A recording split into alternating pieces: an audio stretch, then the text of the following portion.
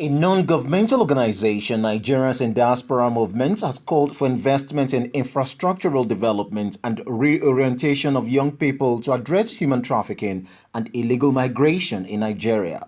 The chairman of the movement, Professor Apollos Nawa, decried illegal migration of youth and the way some died along the way, with crave to get green pasture abroad to have been caused by lack of adequate infrastructure and orientation. The only way to stop our youth from migrating out is to begin to put infrastructure in place.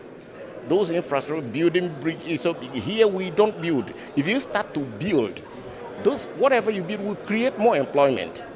And when youth are employed, I'm not saying government cannot provide job for everybody. It doesn't happen in any country. But when you provide what they always call enabling environment, people will do their best. And that enabling environment is only what is actually available overseas. That's why somehow when Nigerians go overseas, relatively they succeed more than they do here because they have that enabling environment. On fight against illegal migration, he had this to say. The government should always be thinking about how do we make the environment conducive. Don't think in terms of how much do we give this one and give that one. No, provide that enabling environment.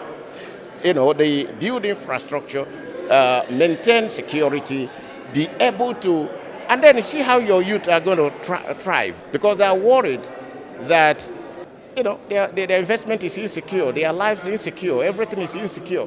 They will not come here. So that's why we have to do everything possible to make sure that the reorientation and mobilization of the masses for socioeconomic development and political development is very, very necessary. And we want to begin from the bottom. He, however, promised to invest on education and create employment to give orientation on dangers of crime to young people to reduce illegal migration.